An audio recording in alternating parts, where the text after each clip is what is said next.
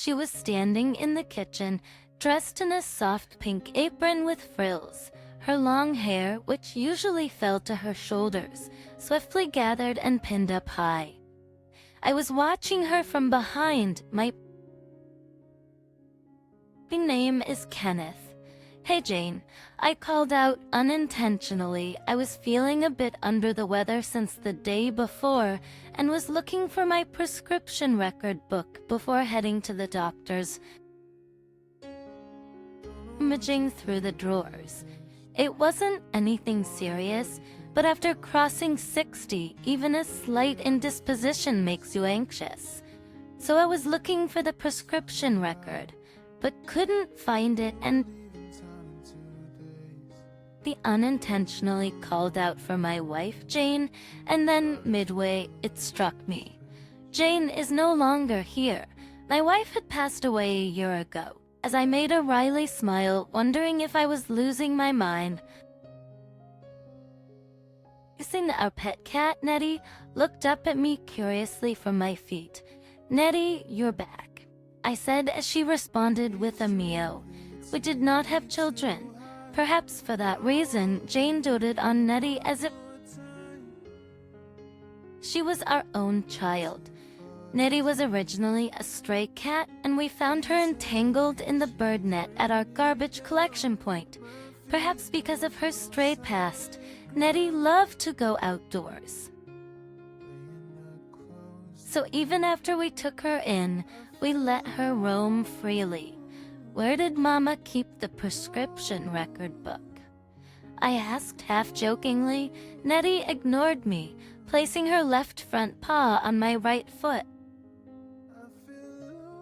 Closed the drawer I was looking in and opened the one below it. The prescription record was not there either. Instead, there were travel brochures. Next time, take me with you. You've retired now, and you have some free time. Take me with you? Jane had asked me to take her to a quaint, rustic hot spring inn, saying that it had beautiful pink moss nearby, and she would love to visit it in mid when the flowers would be in full bloom. Okay, I got it, I'll take you, I had answered, and she had clapped her hands in joy. But just when we were about to go, last April, Jane suddenly collapsed to a subarachnoid hemorrhage and passed away 10 days later in the hospital. She was 58, as I was lost in thought, spreading out the travel brochure on the dining table. Nettie jumped onto the table and lay down on the brochure. Nettie's trying to look at that, I said, half-jokingly. Nettie, still laying down, started purring. She's about 10 years old, I thought, a mid-50s. But in human years, I hope you live a long life. Sirs, I hope you live a long life. Nettie rolled onto her back to show me her belly.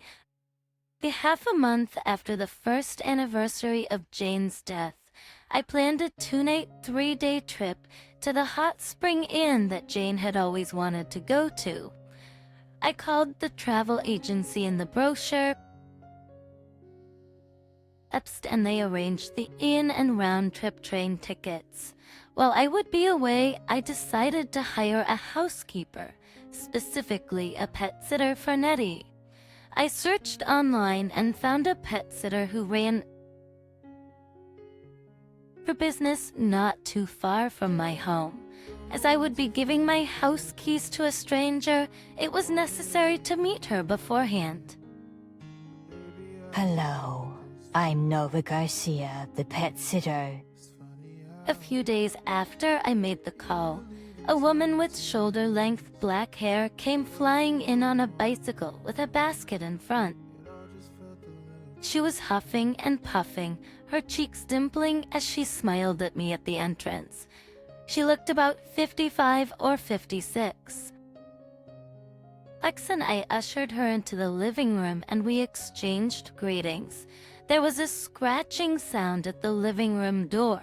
The door opened slightly and Nettie walked in. This is the one. It would be great if you could close the door when she opens it.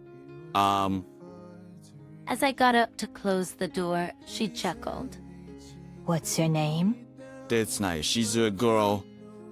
Oh, I see. She leaned forward to look at Nettie and extended her index finger.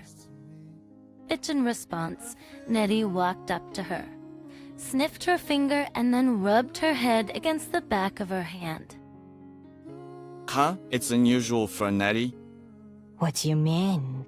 She asked as she stroked Nettie's head. I told her that Nettie never warmed up to any woman other than my late wife, nor did she even approach them. My late wife used to say that Nettie was jealous, thinking I was having an affair. Oh, so Nettie, do you think I'm not worth being jealous because I'm just a woman like this? As she and I exchanged smiles, Nettie passed under the chair where she was sitting and curled up under the couch by the window, which is Nettie's favorite spot. It was where my wife Jane used to sit, often taking naps with Nettie on her lap. Feeling reassured that I could leave Nettie in her care, I proceeded with my plan and set off on my journey to the Hot Spring Inn. Looking out the train window at the passing scenery, I wondered how many years it had been since I'd last taken an overnight trip. Since then, 3 years, or was it 5 years ago? I flipped open my flip phone and spoke inwardly to the picture of Jane I had set as my wallpaper. You see that? There's a line. Let's join in. They say the noodles here are delicious. That was on our way back from a 2-day trip to a hot spring in Lake Tahoe, which I drove to. That from the moment we left the inn that morning, Jane was excited, constantly pointing out noodle shops. The more excited my wife got, the more my mood plummeted. To make matters worse, the roads were congested, and I grew grumpy for no reason. So, we're stuck in traffic and now we have to stand in line here. No thanks. Guys, if you want to eat it, go eat by yourself. I'll wait in the car. It was like a childish quarrel. It's fine. If you don't want to eat, then I won't. Eating alone isn't fun at all. We didn't say a word to each other until we got home. I was wrong back then. In the evening, I arrived at the hot spring inn I had reserved. That day, I soaked in the hot spring and ate the lavish dinner served by the inn. But it wasn't as good as I expected. It's true, eating alone isn't fun. To the next day, I went to see the lawn cherry blossoms that Jane had wanted to see. Red, white, pink, purple, the entire hillside was covered with beautiful long cherry blossoms. It was breathtakingly beautiful. I opened my phone and showed it to Jane in the picture. I felt as though I had finally accomplished something important, something I had left undone. At the little over 30 years I spent with you, they flew by, and now it's going to be a long time. First, the day after, I finished my journey and returned home. I arrived at my house just after 4 p.m. Just then, the pet sitter Nova was there to feed Nettie, and they both greeted me. She returned the key to my house, stepped down to the entrance floor, and put on her shoes. Take care, Nettie. She called out to Nettie, who was in the shadow of the showbox next to the entrance. I remembered the souvenir I had bought for her on my trip and said, wait a minute, and brought the paper bag with the souvenir from the living room where I had left my travel bag. And She was very modest. Please accept this. Thanks to you, I could travel with peace of mind. Is that so? Then without any further ado, Much as we were doing this, Nettie descended to the entrance floor, ran ahead to the front door. Do you want to go out? To see no Rolf. Shall we go to the gate then? I put on my shoes and opened the door. Betty was the first one out. Then she was next, and finally I followed. I watched her ride home on her bike with Nettie, who was rubbing herself against the hem of my trousers. When I asked her how Nettie was doing while I was away immediately after I got back from my trip, she happily told me. When I came to feed her, Nettie was waiting for me and came to greet me at the door. Doctrinen's inspection. Sometimes Nettie would get food from some cat lover when we were out, something that had been happening for a while. This one evening, as I was watching the evening news on TV, I heard Nettie meowing from the kitchen. Welcome back. I'm about to feed you. As I called out to her and walked to the kitchen, I served her food from a can on a plate where she was sitting quietly. Yet Nettie would just sniff the food with her nose up close and lick her paw pads without taking a bite, all the while stroking around her mouth, ears, and forehead. Do you get fed somewhere again? Nettie didn't respond but kept on stroking her face passionately. Then one evening, even when it was usually time for her to be home, there was no sign of Nettie coming back. I became anxious, wondering if she had had an accident, and went out to the gate calling for Nettie. But there was no response. Then my cell phone rang. this is your pet sitter, Nova. Nettie is here at my place. Nettie, at your place? I explained that I was worried because Nettie was late coming home and had been searching for her outside the house, and I told her that I would pick up Nettie immediately. It's okay, I'll bring Nettie over. After about 10 minutes of waiting at the gate, she arrived, waving from her bicycle. Nettie was comfortably lounging in the front basket of her bike. As I waved back at her, I was curious about Nettie. Nettie was usually afraid of women other than my wife, Jane. I invited her to my house for a cup of tea as a token of thanks, and she agreed to stay for a while. When I tried to lift Nettie out of the bicycle basket, she jumped out of my arms and quickly headed to the front door to wait for it to be opened. As after entering the house, Nettie led us to the living room and curled up on the sofa where my wife often naps, with her front legs neatly aligned and her chin resting on them. I think it was after 5 o'clock. I was about to go shopping when I heard a cat meowing from the garden. Nettie was in her front yard. But when she stretched her neck to see, she said Nettie was in her front yard. I was so surprised. Nettie, isn't it Nettie? I called out. Then Nettie went towards her, purring and rubbing her body against her legs. After talking about Nettie, we shared our own stories. She divorced about 10 years ago and was living alone in the house her late parents left her. She was living on the rental income from the apartments next to her house. She was doing pet sitting to earn some extra money because she had free time. I told her about losing my wife to a subarachnoid hemorrhage a year ago. I was completely dependent on my wife for household chores, and I can't cook at all, I said. How do you manage your meals every day? Well, you can have everything nowadays. I make do with ready-to-eat food from supermarkets and convenience stores. As I said that, she seemed to be considering something.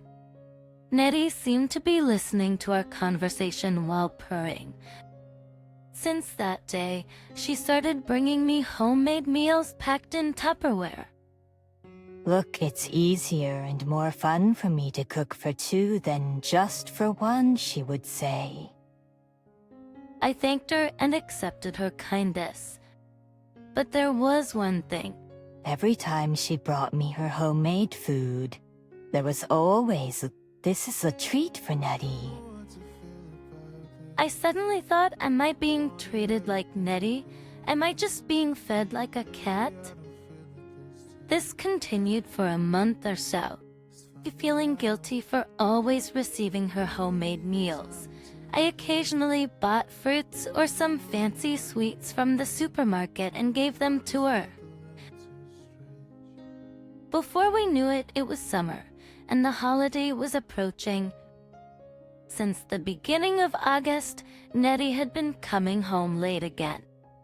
That day, despite the thick rain clouds hanging in the sky since morning, a cool breeze made it a relatively comfortable day. Frustrated with Nettie not coming home, even in the evening, I decided to visit her house for the first time, fearing the worst. I almost tried pushing Nettie as I thought she's here. Nettie, as I thought that pesky she's here. Standing at the gate, my eyes wandered towards her front yard. There, seated on the porch, Nettie was contentedly on her lap. Just as I was about to press the doorbell, Nettie raised her head and turned to face me. Recognizing me, Nettie hopped off her lap, stretched her front paws out, made a big yawn, and then stood upright, arching her back and yawning again. After that, she slowly headed my way. "Oh, Kenneth." Scratching my head, I took a bow. Suddenly, large drops of rain started to fall. Eddie, instantly changing direction, rushed into the house. "Kenneth, it's raining. Please come inside." "Kenneth, it's raining. Please come inside." As she said, I opened the gate and ran under the eaves at the front door. The rain became a downpour, showing no sign of stopping any time soon. She invited me to have dinner with her. Well, then I might be imposing, but I would be delighted to accept your kind offer. I responded, and she smiled sweetly and donned a light pink frilly apron. It's the kind of apron you'd find at some cafe, I thought to myself, noticing my wide-eyed surprise. She bashfully explained that the apron was a birthday gift from a friend many years ago. I didn't usually wear this sort of thing, so it's been put away for a long time.